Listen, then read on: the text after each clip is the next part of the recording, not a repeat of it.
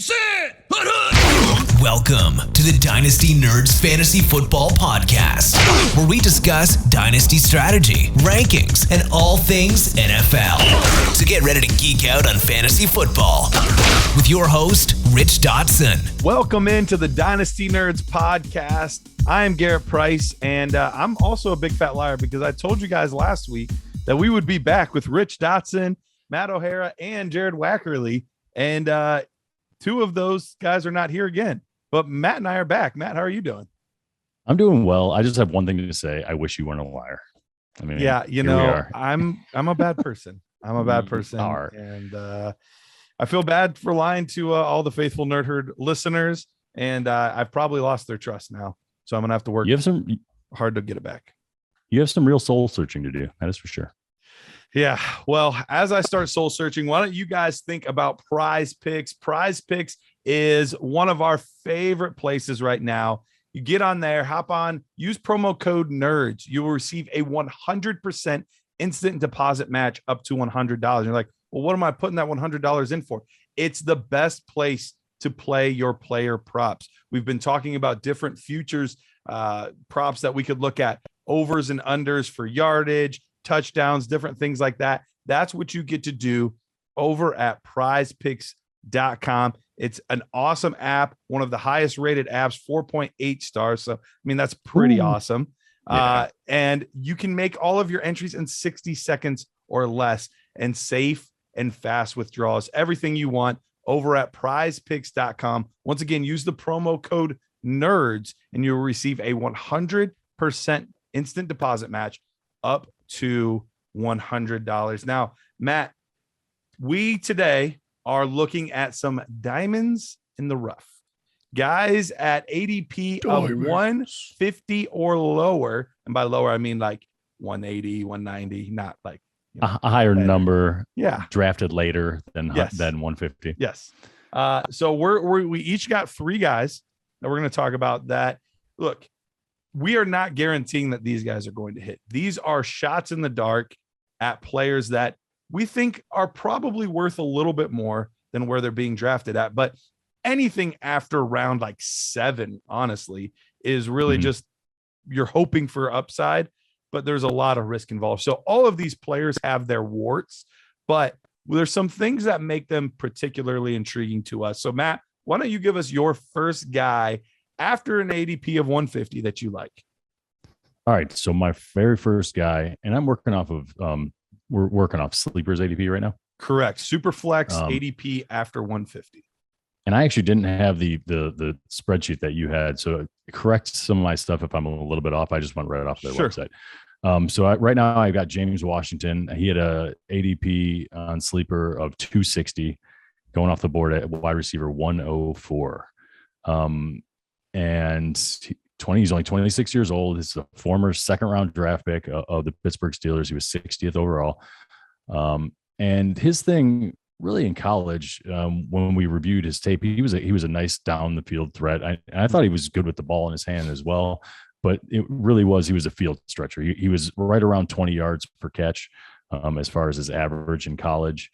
And I think when they drafted him, he seemed like a good fit with Big Ben because at the time, Ben was still able to chuck the ball downfield. And we kind of knew there were some guys in front of him that were either aging themselves off the roster or were going to be coming up for contracts in the names of Antonio Brown and Juju Smith-Schuster. So it was one of those things that the typical Steeler way is to kind of just draft another wide receiver, and they push the line moving. The young guys. The young guys push the older guys off, and they don't really ever have to pay those guys. And it seemed good, except when you dig into the numbers a little bit. Obviously, his first year, he didn't get used that much. He only had 38 targets, 16 receptions, 217 yards. So that was the first year with Big in the Steelers with Big Ben kind of still healthy. I mean, in a decline, but still fully healthy as far as we know.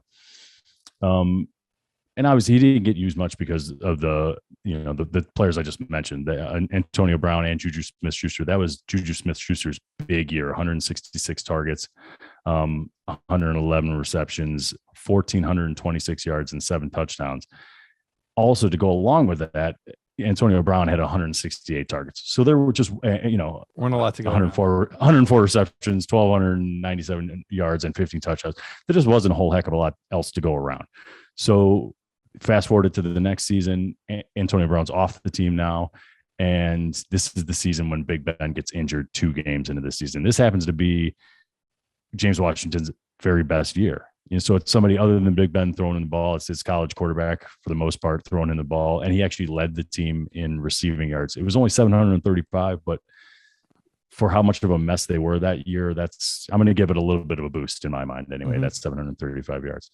And then obviously 2020 and 2021 is when Ben came back from the elbow injury, wasn't the same guy. His yards per attempt went way down. He ended up being, I think, 32nd and 30th in average air yards per target. And he was down right around 3. I think he dipped below 3 yards per target last year, and he was just slightly above it in 2021. So it just wasn't a very good fit for him. And now that he's obviously James Washington has hit free agency, he's moved on, he's gone to the Cowboys. A lot of people are kind of on the Jalen Tolbert thing, and obviously Michael Gallup got paid and he's eventually going to be back. That was a late season injury, and I don't think he had his surgery in February. So he's going to be really up against it to, hit that 9-month mark by the time end of September, maybe, or October. So James Washington has all of training camp and, the first few games of the season to kind of establish himself as somebody in this Cowboys offense as the number 2 option from a wide receiver standpoint. So I do like the fit there. And obviously Dak is a really good downfield passer compared to Big Ben. Everyone is, but he ranked 7th last year in air yards per attempt. So he's all the way on the other side of the list compared to Big Ben. And he's also 7th in deep ball passes thrown with 76. So there's just a lot there to look at and digest and think, hey, if Gallup doesn't start the year, in the starting lineup, which I don't think is a realistic possibility. And from what I've heard, they're looking at like November is what they're looking at. Right. So. From all reports, I think the optimistic reports are, end of September, October. I think the more realistic ones are probably end of October, like you were saying.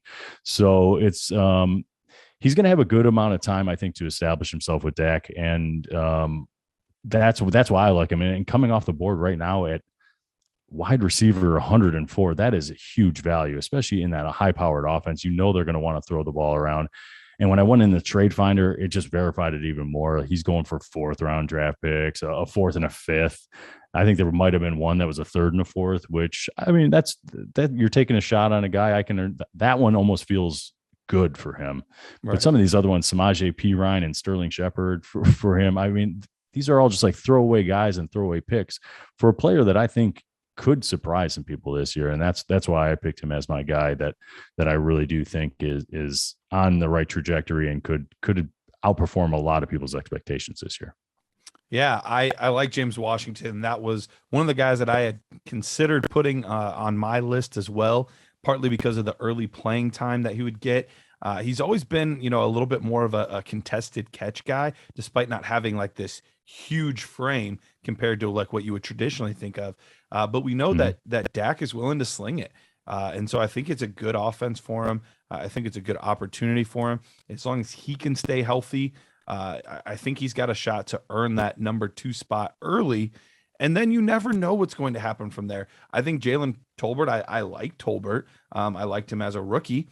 But at the same time, you just never know how these things are going to play out. There's plenty of times where somebody else steps up and, that rookie never really gets their shot and then they move on. Kind of like what happened to James Washington, a few years back when he was in Pittsburgh. So if I'm taking, just one of these late round flyer guys, James Washington is absolutely on my list as well. Top guy on my list. This is the one that I kind of like circled and put some hearts next to it. the different things like that. Kenneth Gainwell. I remember last year we were talking a lot about these rookies, and Kenneth Gainwell was one of the guys that I really, really liked quite a bit. I was convinced that he was going to be a day 2 pick. Well, he wasn't a day 2 pick. He ended up falling to day 3. And I remember being pretty disappointed about it, but he ended up going to Philadelphia.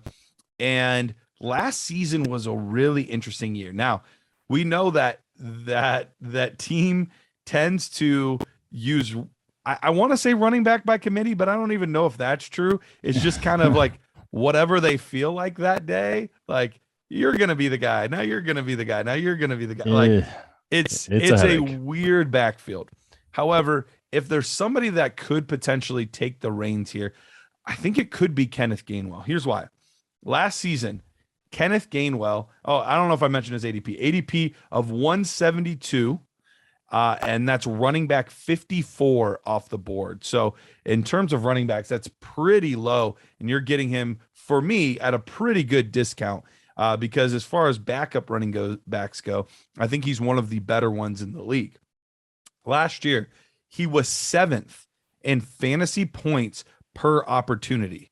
So we're talking about when he touched the football, he was one of the top 12 guys, one of these RB1s at scoring points. In the receiving game, he was 6th in yards per route run. So when they threw him the ball, he was getting yardage. He was making things happen. And I think this was the thing that put it over the top for me. In his double-digit opportunity games, so he had 6 of those last year. And when I say opportunities, what I'm saying is double digits in targets and carries combined. So that would be what I mean when I say double-digit opportunity games. He had 6 of those last year. In those 6 games, he averaged 15 points per game. And even with those opportunities, it wasn't like he had like a couple of the 20 opportunities and, he had 15 carries and, 8 targets or things like that. No, most of these were around 12, 13, 14. That's where most of these were. So in those games where he got that, he had 15 points per game. So he was really efficient. He was really productive when he got the opportunity. And there's nothing established there right now. There's a chance that he could establish himself as the guy. I still think there'll be somewhat a running back by committee, just because that's the nature of the Eagles, it seems like. But I think he could become the lead back for this offense. Matt, what do you think about that?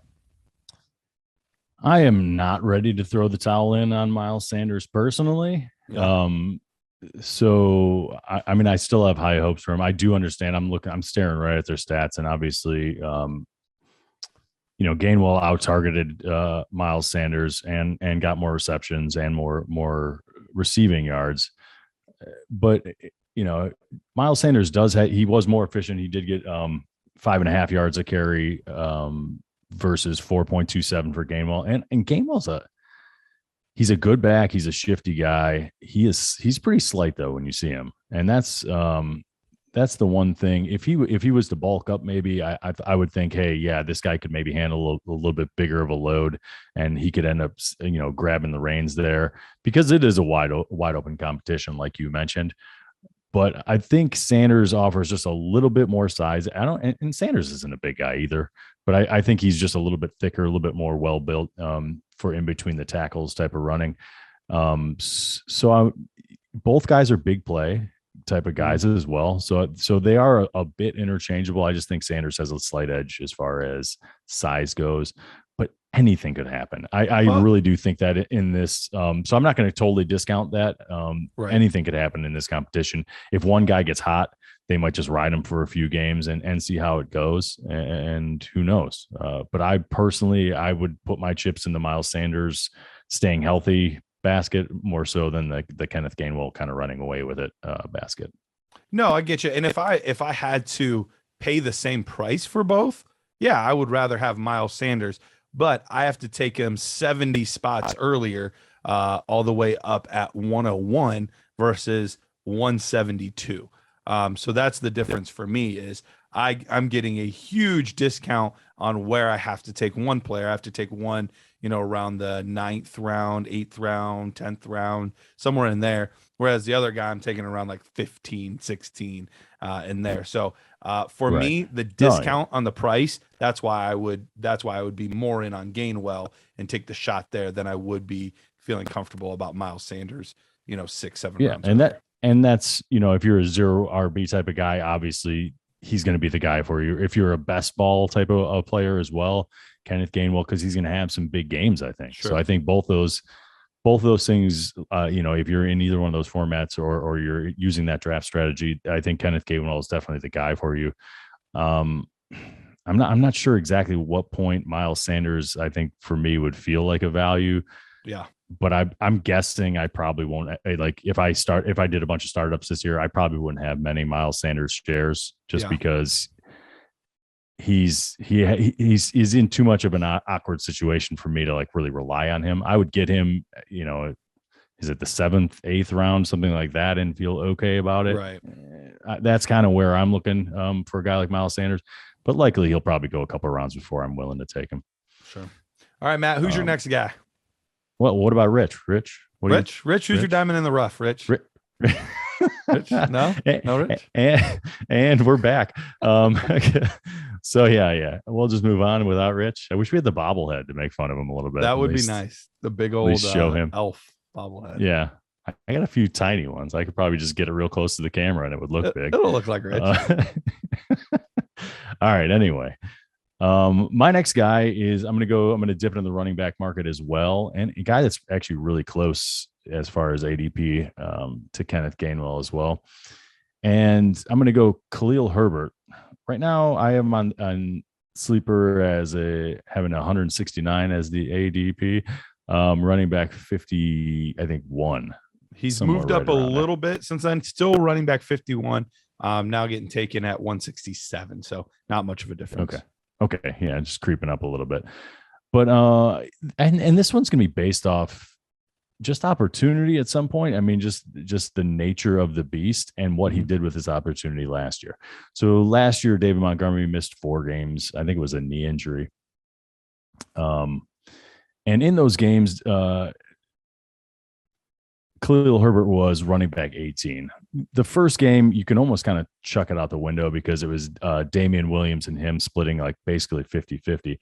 In that game, Damian Williams got injured. So the next 2 games was all Khalil Herbert.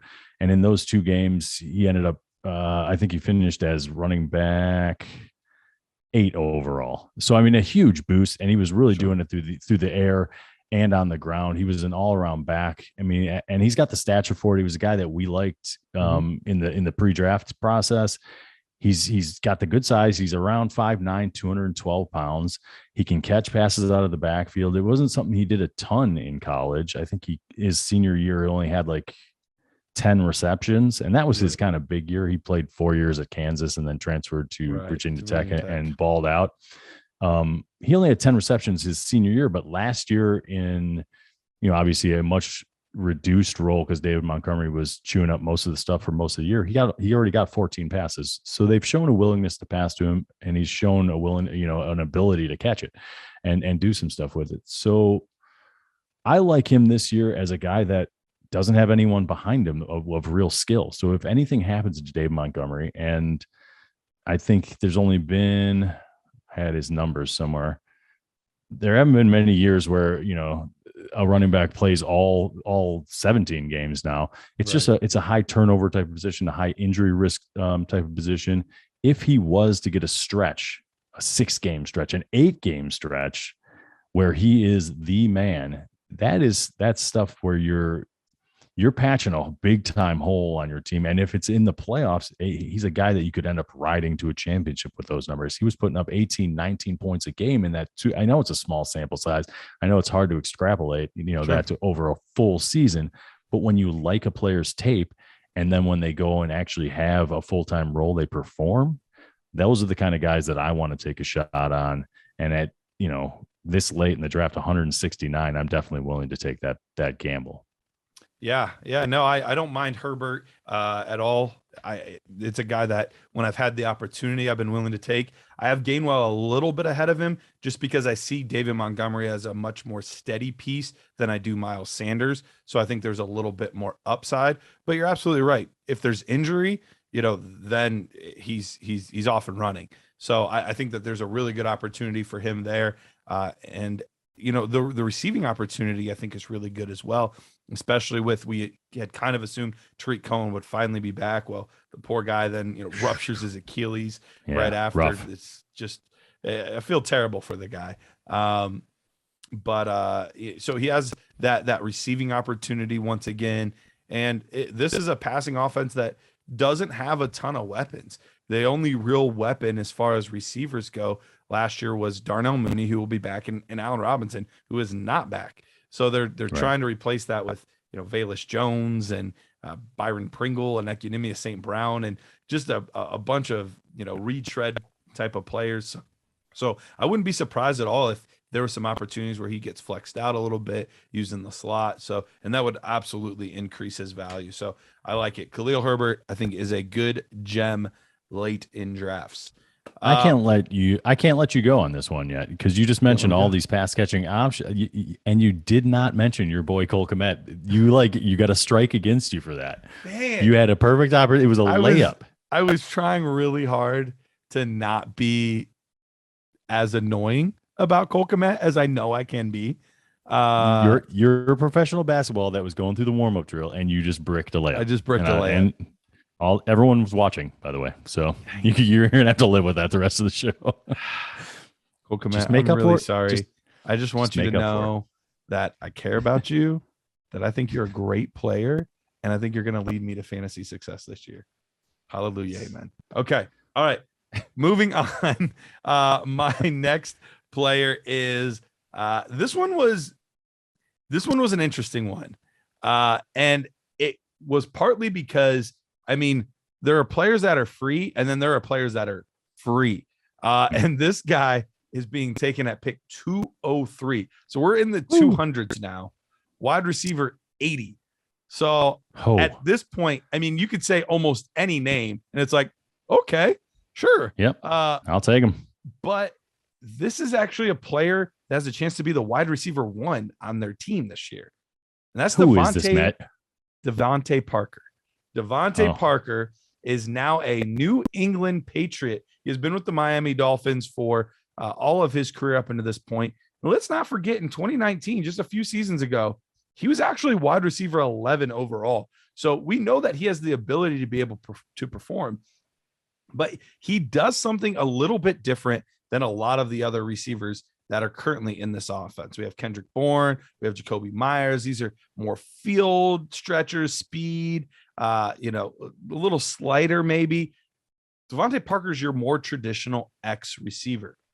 And I've heard things, I've heard whispers, I've heard rumors that they would like to open it up with Mac Jones a little more this year and maybe not hold him back so much. And it would actually make sense based on the switch in offensive coordinators. Now, it's not been named officially who the offensive coordinator is, but many believe that Joe Judge is going to be heavily involved in the decision-making on offense. And obviously Bill Belichick will be involved with that as well. And if that's true, it's not Matt Patricia. The rumor is that Matt Patricia could even be involved as well. Who knows? I know he's supposed to be the defensive guy, but nothing ever surprises me in New England. But I don't even know I don't know what to think about any of this, right? Like it's three guys that have no offensive background. Right. These are mostly Judge was a special team guy. Bill Belichick, obviously defense. Patricia, obviously defense. And they're just we'll piece it together. It's gonna be fun. It'll be fun. So I'm a little interested to see how this one works out. I know. I would have liked a little more quarterback specialized guy in there for the young Mac Jones. But under Joe Judge last year, the Giants were actually 9th in neutral pass rate at around 60%. Whereas last year under Josh McDaniels, who's great offensive coordinator, but we know that he loves to run the football, they were 26th at 64%. So that tells me in neutral opportunities, they might be looking to open it up a little bit more, air it out a little bit more, be able to take some shots downfield. And yes, that could still be to Jacoby Myers and Kendrick Bourne, but I really think that we could see Devante Parker resume his role as kind of that X receiver, that big bodied alpha type guy. And we could even see some increased red zone looks, different things like that. So at ADP 203, wide receiver 80 overall, to even have a shot at a team's wide receiver 1, I think is definitely worth your bang, worth the bang for your buck. Sure. It's worth the bang for your buck, indeed. Yeah. And it's worth your bang. Bang. It's worth your bang. Bang, bang. Bang, bang, bang. Pow. No, I mean, I've always liked Devante Parker somewhere in the back of my mind, but he does have issues staying on the field. So we'll have to see how this one plays out. But for a guy, like you said, that has the upside to potentially be the number one option here, I mean, that's huge for a guy that's going in the 200s for the ADP. So I'm with you as far as this guy's free 99 and you should go pick yourself up some. And who know, I'm very skeptical. I'm skeptical about the offense in general going into this season. Sure. There in New England. It just seems like if they just even had an offensive guy that was going to be running the offense, right, I would feel a lot better about it. But it seems like they've got this trifecta of defensive guys heading up the offense, which just feels so weird to me. It is rather odd, but at this point we're simply, there's no point in taking safe players at this point, right? Because the safe guys, right, it's like, oh, they're guaranteed to get me 4 points and with a ceiling of 5, what's the point on that? So we're taking the big swings. Devante Parker is that big swing. I like that swing. I think we forgot to mention at the top of the show the news that broke today. I figured we could take a little break here and break some news, right? All right, go right ahead, my friend. With Gronkowski, he's retiring. What do you think about that?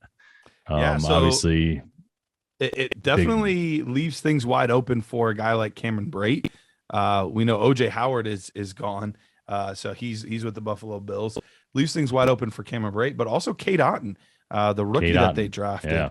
That makes that very interesting. I highly doubt he plays a ton this year because Tom Brady traditionally is a guy that likes to rely more on those veterans, the guys that know the offense. So that screams Cameron Brate to me. And so I think, if you're looking this year as a dark horse tight end to really get you some good production, I think he could absolutely be that guy. But long term, this really does open things up for Cade Otton, and I'd be interested to see, how they use him this season. And correct me if I'm wrong, and maybe you don't know the answer, but Cade Otton, wasn't he injured at the end of the year? That's a good question. I honestly don't remember. Okay, yeah, I'll look it up kind of as we go along in the show, but I feel like he didn't participate in anything in the offseason type of stuff. I don't remember seeing him in the drills and stuff. Yeah, I feel like that's the thing. So he might be still a little bit slow to come along, but I do like Cade Otton. I like his tape an awful lot, tape, and I think he could be a guy that surprises later on in the season if he gets himself established and kind of on the field, because I think he probably offers a little bit more juice than a guy like Cameron Brate. So interesting guy, I guess, to keep an eye on. Absolutely. And I want to make sure before we get to our last two guys, I mentioned FFPC. We've talked about them a decent amount because we integrate them into the GM tool. So if you're in an FFPC league, you can actually look your team up on the GM tool, see where you're strong, see where you're weak, all of that kind of stuff. Launched in 2010, it is the home of the largest high stakes dynasty league community in fantasy football. Over 1,000 active leagues currently running, with new startups forming daily at $77 entries all the way up to $2,500 entry teams. It's good money. You could win some real money. Dang. Various league scoring variations are available, including best ball, super flex, unique tri-flex format with large rosters and no kickers or defenses. Get those guys out of here. Kickers are not people. The triflex, is that when you do your triceps and you flex? Yeah. Or what is that? What something like that. What one is that? I think that's what it is. Yeah, that's what I'm going to assume. So you have to take shirtless pics in order to be in that league. I'm pretty confident in that. FFPC leagues are active year round as renewals and trading begin shortly after fantasy playoffs wrap up. Not a single FFPC, not one, Not a single Not one. FFPC Dynasty League has ever folded due to our deposit system. There's a high retention rate and an extremely active orphan process. You can get Annie there. FFPC is a licensed fantasy game operator, so all prizes are protected and paid promptly upon conclusion of the season. Go to myffpc.com. Yes, that's myffpc.com. Enter promo code NERDS on the page for $35 off any new FFP startup, which is beautiful because you could get a $77 entry and get $35 off. That's almost half, Matt. Almost half. You are very good at math. It is almost half. Almost half. I feel like if I say almost, I couldn't get away with a lot. Like it widens the range. I didn't have to say exactly how much then. I just said, almost. Roughly. It is almost half. Yeah. All right. So, Matt, who is your last guy that you want to talk about as a diamond in the rough? My final player is similarly very, very late and basically free. Okay. I'm dipping my toes back in the running back waters, and I'm going to go for Eno Benjamin. Ooh. Right now, he's coming off as, correct me if I'm wrong, because this one was kind of goofy, 266. As far as the ADP on Sleeper, which is around running back 77, which to me is just, oh my gosh. And the reason he's a 23-year-old running back. He came out of school early, only played 3 years there at Arizona. And not the biggest back, but with Chase Edmonds leaving, there is a role there, I think, for a pass catching type of back to go along with James Conner, and Eno Benjamin's kind of a shoe in for that type of guy. But I guess more importantly is what we've been hearing out of the coach's mouth so far this offseason. And Cliff Kingsbury has already come out and said he looks like a starting running back. That's a quote right from him. Mm-hmm. And obviously, you combine that with the fact that Chase Edmonds left, and some of the comments that the coaching staff was making towards the end of last year, talking about needing to reduce James Conner's role a little bit to keep him fresh. And there's going to be a nice little, I think, change of pace / 1A, 1B thing going on here that no one's really talking about. And, everyone is all about James Conner, and rightfully so. He did well with his opportunity last year and looks like a great fit in that offense. But I think there's a little bit of room. It probably won't be a 1A and 1B type of thing. It's going to be a 1 and 2 type of situation. But sure, Eno could be that number 2 guy. He can catch passes out of the backfield. His last year at Arizona, he caught 42 passes, 347 yards, and 2 touchdowns. That's just the receiving portion of it. He also had 1,000 yards rushing. So he can be a guy that can kind of do a little bit of between the tackle stuff and catch passes out of the backfield. I think Eno Benjamin, especially for a guy, backing up a guy like James Conner, who's missed games every single season. He hasn't played one single full season. The closest thing he came was last year, actually, when he had 15 games.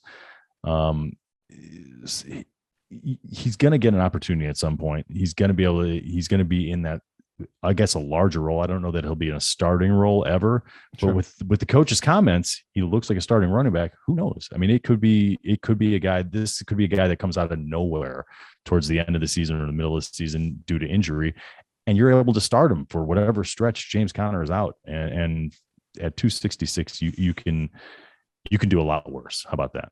Absolutely. He has snuck up a hair. He's up to 255 now. Running back 78, but still there's virtually no difference there at that point that late in the draft. Do you worry about Darrell Williams at all? Right now, currently our lads has Darrell Williams ranked as or on the depth chart as the number 2. Now we know that doesn't mean much. Those aren't official by any stretch of the imagination. Does he worry you at all or not really? I mean, I think he did okay there in Kansas City, right? But they weren't like clamoring to re-sign him. They were giving another guy an opportunity. I think that was more about CEH maybe being a little dinged up and not really being up fully 100% was why he got an opportunity there in Kansas City, but they didn't sign him. I think Williams is a backup quality running back, and Benjamin might be a backup running back, but with what Cliff Kingsbury. I can never say that without stumbling over that. Cliff Kingsbury is saying, who knows? Maybe he'll get a little bit larger of an opportunity. Yeah, makes sense. I remember watching him and two seasons ago, or was that last year's class? No, 2 years ago. And I remember watching him and I liked what I saw. I thought he was a little overhyped because coming into the draft, people were talking about him as, is he one of the top 5 backs in class? If not, is he pretty close? And, a lot of people were talking round 3, round 4. Well, they ended up falling all the way to round 6, which I think is about right. But as far as a shifty, quick player, he can make guys miss in the open field. And that was always one of his best attributes as a runner there at Arizona. So I do like Eno Benjamin. I think there is some upside there. And at this point, why not take a shot on the young running back? All right, last but not least, Matt, I know you are a big Donald Parham fan. However, currently we're expecting Gerald Everett to be the starting tight end there. And we have to go down to ADP of 211, tight end 27 in order to get our hands on Gerald Everett. So he is very, very inexpensive. Now, last year, Jared Cook was the starting tight end. I feel like Jared Cook has started for almost every team in the NFL at one point or another. But last year he was in LA with the Chargers, and he was targeted a shockingly high 83 times, which it seems like a lot. And so Gerald Everett coming in, we know Donald Parham is still going to get some. I like Trey McKitty a little bit too. So, I mean, they have other options, but they brought Sorry. I'm going to try not to be creeped out. They brought in, almost as good as your Andy Dolphin noise. Nothing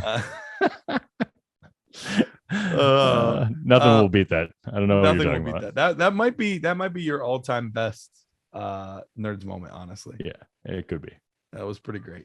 But looking at Gerald Everett, he only had 63 targets last year for Seattle. And obviously the Chargers offense is much more high octane, high volume opportunity there where that they're not running the ball nearly as much. They want to chuck it downfield, especially considering the offenses that are in that division right now.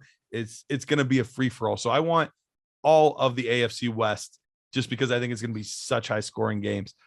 But if you were to upgrade his targets to 83 and extrapolate all of his stats to what that would look like, that would have put him last year at 60 receptions, 53 yards, 5 touchdowns, which 53. Would put him, 53 yards. Sorry, 593. I skipped. There the we 9. go. That's all right. The 9 I knew something wasn't right. He's going to be really good. 53 yards, guys. If you extrapolate, I mean, that's what he started with, but you don't want to blow anything out of proportion. Right, stats. Right. You can tell a lot of stories with stats, but he's averaging less than a yard per reception. No, 60 receptions, 553 yards, and 5 touchdowns. That would put him roughly on the fringe of that tight end 1 range. Right there where Pat Freiermuth finished last year, real close to Noah Fant. So that's the kind of range. Now, that's still nothing like, oh my goodness, I have to get the tight end 13 on my roster right now. No, not necessarily, but you need depth at the tight end position because nothing is worse than going into your semifinals or championship week and Travis Kelce going down or Mark Andrews going down or whoever it is. You need depth at guys that are going to get some targets, that are going to get receptions, that can at least not kill you at the position. Because that's the hard part is some of these guys are really boom bust based on tight ends or based on touchdowns. I don't think it's going to be as much the touchdowns with him. I could see him getting anywhere from 4 to 7, but I don't think he's ever going to threaten that 8, 9, 10 range at touchdowns. But I think the receptions, I think he's going to be solid, getting you 3 to 4 receptions a week, 30 to 40 yards a week, getting you that safe 7 or 8 points, which I know doesn't sound like a lot, but in those situations, you're trying to not get 2 points out of your tight end position. I think he's that type of player that you can obviously get crazy, crazy cheap, is still currently the starter for his team. And I think is going to be safe on a targets and receptions perspective. Yeah, don't give him any touchdowns. They're all going to Donald. All to Donald. My chicken parm is going to be slam dunking. in the end zone 10 to 15 times. So, I mean, just give 0 to conservatively speaking, of course. So that means Everett will have 53 yards and Donald Parham will have 53 touchdowns.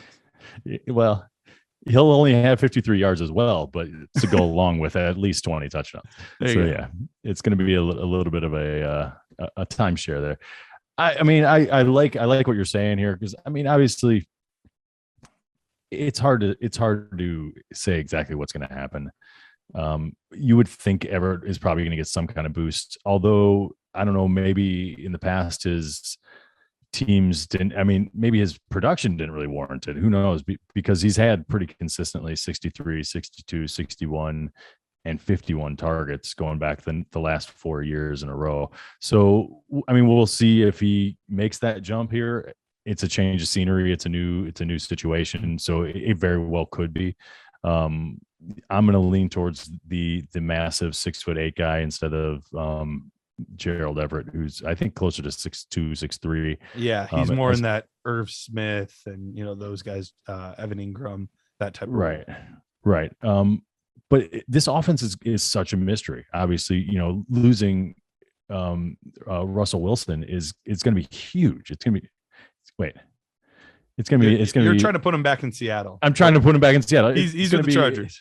My bad. I'm trying to put him back with the Seahawks. That was my fault. I caught myself though. At least I was like, wait a minute, that's not right. That was last year. He's with a good quarterback. He's with Justin Herbert now, but there are a lot of weapons, I guess, to go around. So we'll see if he makes the jump or if it's more of the same from Gerald Everett going into this new situation here in LA. All right. Well, that wraps things up for our Diamonds in the Rough episode.